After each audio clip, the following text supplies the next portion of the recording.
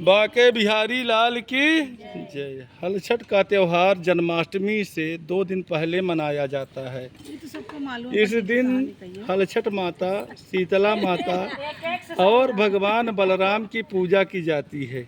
इस पर्व को ललही छठ, ये मालूम है सबको। राढ़न छठ, बलराम जयंती, कमर छठ और हलछठ इत्यादि कई नामों से मनाया जाता है। इस दिन महिलाएं व्रत करती हैं और घर में किसी साफ सुथरी जगह पर छठ माता की आकृति बनाकर उनकी विधिवत पूजन करती हैं। इस पूजन में दही, चावल और महुआ का प्रयोग जरूर किया जाता है।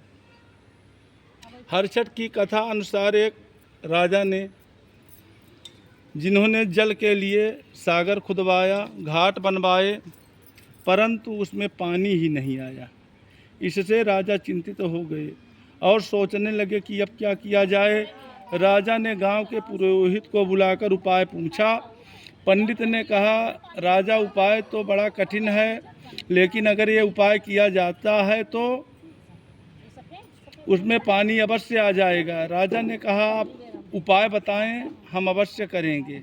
तब पंडित ने राजा से कहा कि अगर तुम अपने बड़े लड़के या लड़की की बलि दे दो तो जल सागर में अवश्य भर जाएगा। ये सुनकर राजा और चिंतित हो गए। यह देखकर पंडित ने कहा, हे राजन, यदि तुम अपनी बहू को यह कहकर मायके भेज दो कि तुम्हारी माँ की हालत बहुत खराब है, जाओ उन्हें देख आओ, तब ये उपाय किया जा सकता है।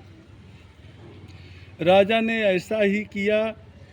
ये सुनकर बहू बहुत दुखित हुई और सोचने लगे कि आज हर छठ के दिन यह कौन परेशानी आ गई। वह रोती पीटती अपनी माँ को देखने दौड़ गई। जब वह मायके पहुँची, उसकी माँ ने उसे इस तरह व्याकुल देखा तो वो चौंक गई और कहने लगी, अरे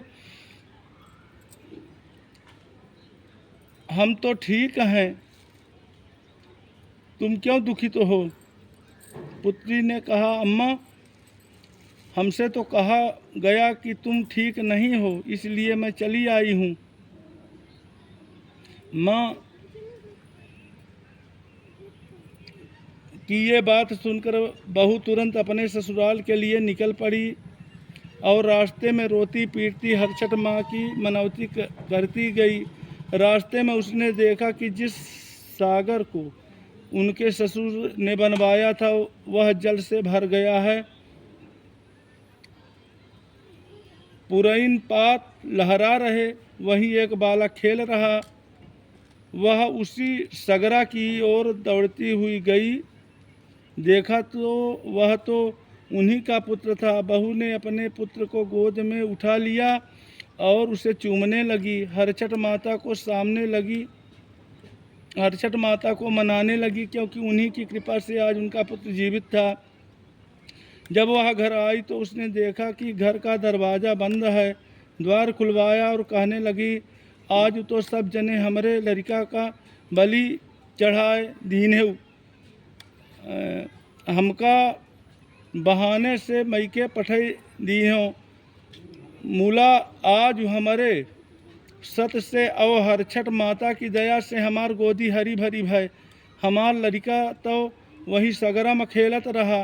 सास ससुर अपने पोते को जीवित देख सुनकर बहुत खुश हुए और बहू के पैरों में गिर कर कहने लगे, आज तुम्हारी गोद का बालक और हमारे कुल का दिया जगा।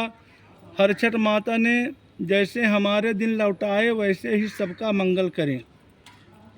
हलछठ से जुड़ी दूसरी कहानी में, प्राचीन काल में एक ग्वालिन थी जिसका प्रसव काल निकट आ गया था। एक तरफ वह प्रसव से व्याकुल थी तो दूसरी ओर उसका मन दूध दही बेचने में लगा हुआ था। उसने सोचा कि यदि अभी प्रसव हो गया तो उसका गौरस यानी दूध दही यूं ही पड़ा रह जाएगा। यही सोचकर वो दूध दही के घड़े सिर पर रख उसे बेचने के लिए चल दी, किंतु कुछ दूर पहुंचने पर उसे प्रसव पीड़ा होने लगी। इसके बाद वह एक झरवेरी की ओट में चली गई और वहां उसने एक बच्चे को जन्म दिया। दूध दही बेचने के लालच में वह अपने बच्चे को वहीं छोड़कर पास के गांवों में चली गई।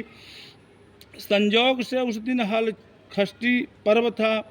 इस पर्व में गांव के लोग सिर्फ भैंस के दूध का इस्तेमाल करते हैं, लेकिन उस महिला ने गाय भैंस के मिश्रित दूध को केवल भैंस का दूध बताकर गांव वालों को सारा दूध बेच दिया।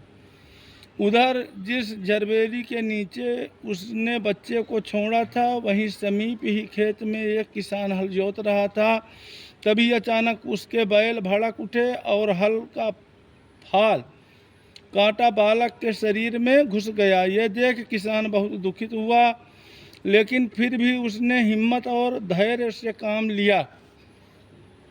उसने झरबेरी के कांटों से ही बच्चे के घिरे हुए पेट में टांके लगाए और उसे वहीं छोड़कर चला गया। कुछ देर बाद ग्वारिन दूध बेचकर वहां पहुंची तो उसने बच्चे की ऐसी दशा देखकर उसे समझते देर नहीं लगी कि वह यह सब उसी के पाप की सजा है। वह मन ही मन सोचने लगे कि यदि मैंने झूठ बोलकर गाय का दूध नहीं बेचा होता तो गांव की स्त्रियों का धर्म भ्रष्ट नहीं होता और मेरे बच्चे की आज यह दशा न होती। इसके बाद उस महिला ने प्रायश्चित करने की चाह से सारी बात गांव वालों को बता दी।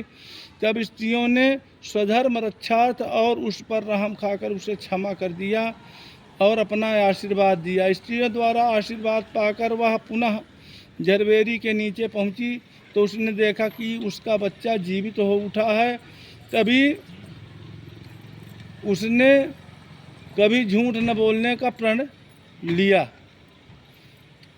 बोलिए लक्ष्मी नारायण भगवान की जय, बलभद्र महाराज की जय, बांके बिहारी लाल की जय, यज्ञ भगवान की जय, यज्ञकर्ता का मंगल हो। बोलो ललही छठ मैया की जय।